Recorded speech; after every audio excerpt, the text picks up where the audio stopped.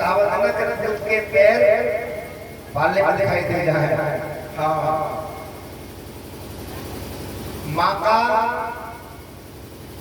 संस्कार, सत्संग का प्रभाव ध्रुव जी के ऊपर ऐसे अटल है जिसका बड़ा बड़ी हो सकता। माँ चाहे तो अपने पुत्र को सूरवीर बना दे, माँ चाहे तो अपने पुत्र को संत बना दे, और यदि माँ चाहे तो अपने पुत्र को चोर, डाकू, चक्का, नालायक ये बना सकती है। माँ की शिक्षा है। जब कोई बच्चा पहली बार कोई पेंसिल या कोई चीज चुरा के लाता है ना, उसे उसी समय डांट दिया जाता है तो उसके पैर नहीं होते। और कोई बच्चा चीज चुरा के लाया, उसको कोर्ट से निकल गई। आज छोटी उठा के लाया है, कितनी बड़ी बड़ी खिलाएगा।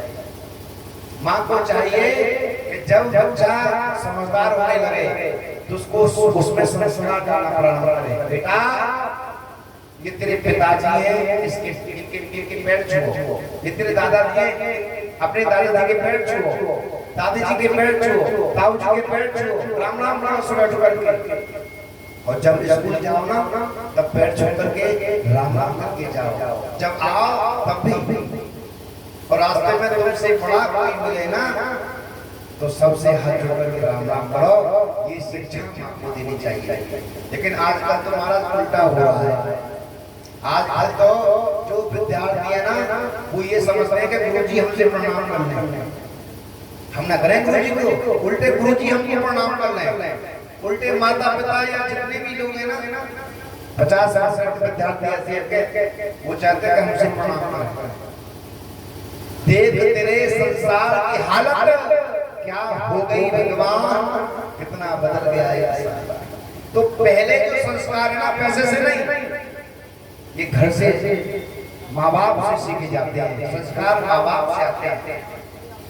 अपनी माँ का संस्कार ऐसा है और सत्संग का प्रभाव ऐसा है कि ध्रुव जी का जो जीवन है वो संत प्रवृत्ति का बनता चला रहा है।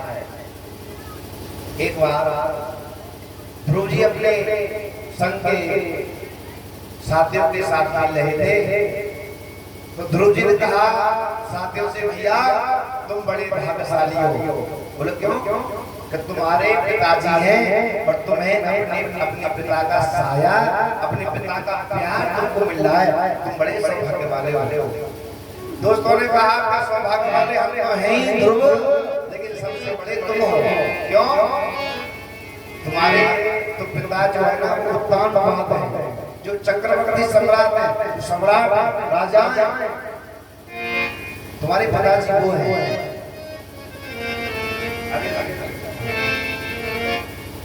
ओहो भैया, मुझे दर्शन बता सकते हो? दोस्तों ने कहा कि हम तुम्हें रास्ता बता सकते हैं और हम तुम्हारे साथ नहीं जाएंगे। बोले देखो तुम्हें साथ तो चलना ही पड़ेगा। बोले ठीक है।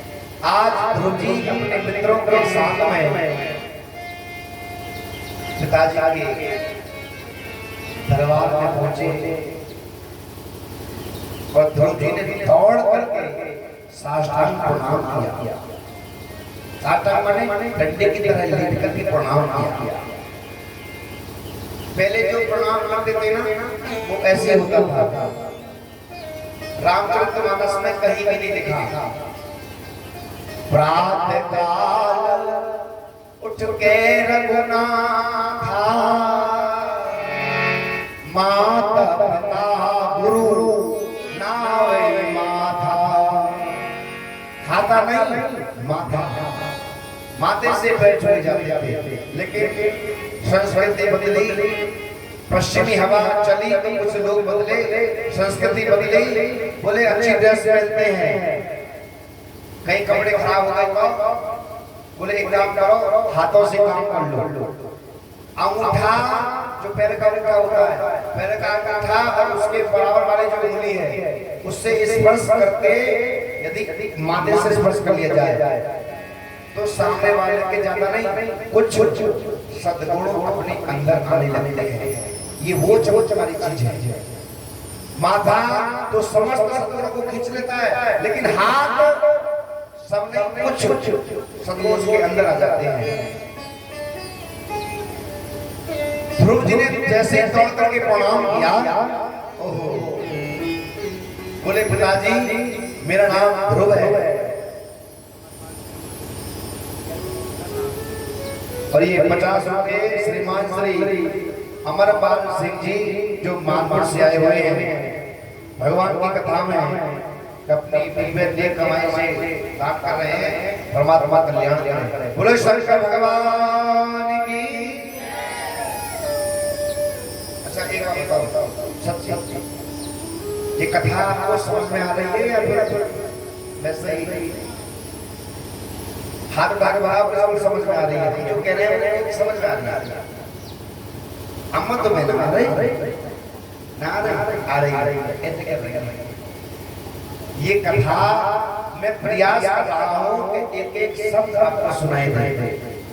यहाँ से कुछ लेकर के जाओ, कुछ गांठ में बांध कर जाओ, तब कथा सफल है महाराज। नहीं तो भले झाड़ कथा आज सुनी यहाँ से और यहाँ से निकाल के नहीं है, इसलिए ध्यान से।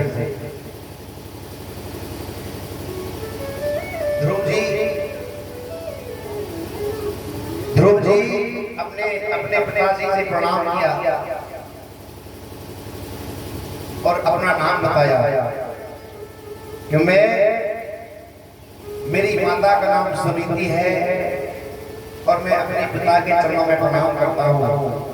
और ये 50 रुपये हमारे आदरणीय ताऊ जी श्रीमान श्री चौधरी रघुराज सिंह जी भगवान कथा में हमें कमाई से करते हैं, प्रदान दान करते हैं, परमात्मा का कल्याण करें।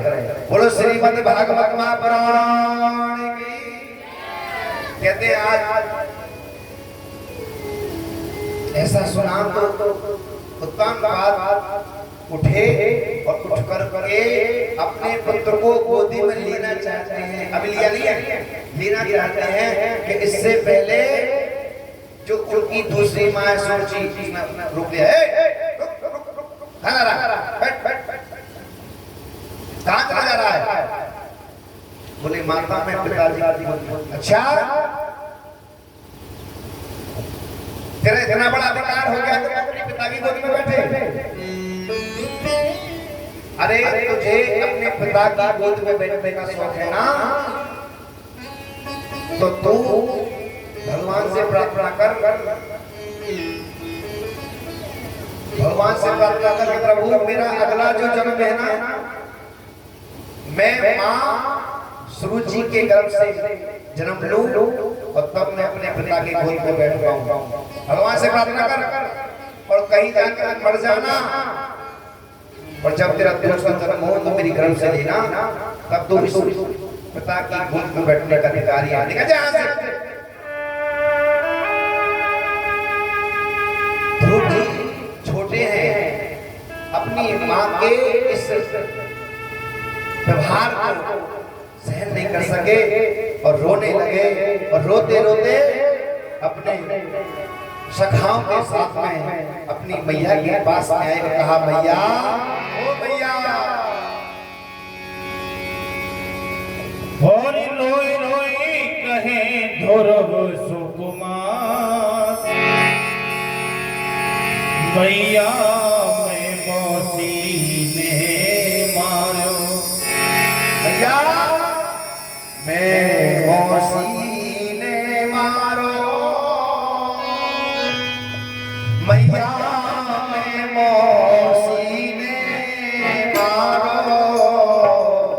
और रोए रोए कहे ध्रुव सुकुमार, मैया मैं मौसी ने मारो, ध्रुव सुकुमार, मैया मैं मौसी ने मारो।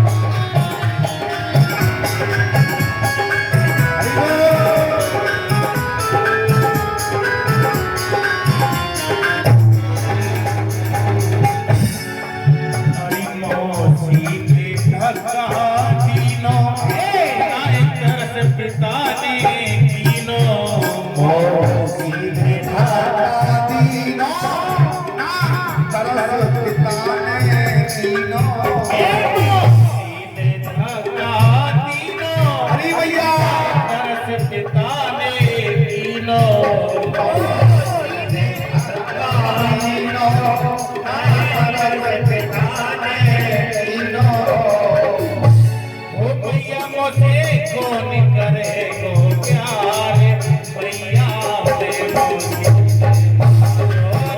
रोए रोए कहे मैया से मौसी ने मारो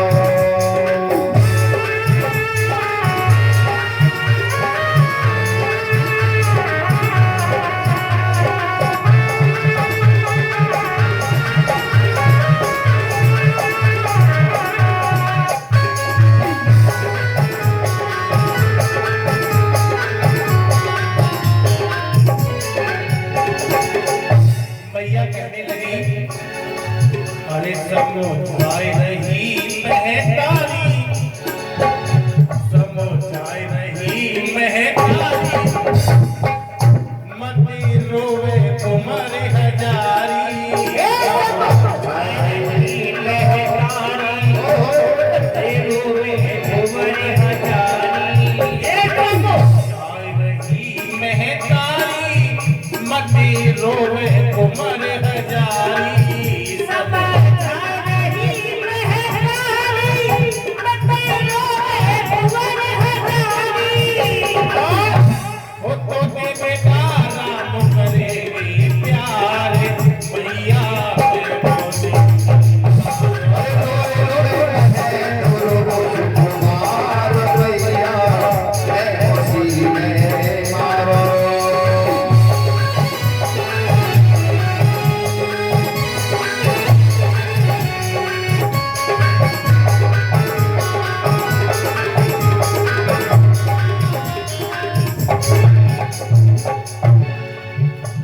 मैया की आज्ञा पाऊं मैं शरण राम की जाऊं मैया की आज्ञा पाऊं मैं शरण राम की जाऊं मैया की आज्ञा पाऊं मैं शरण राम की जाऊं मैया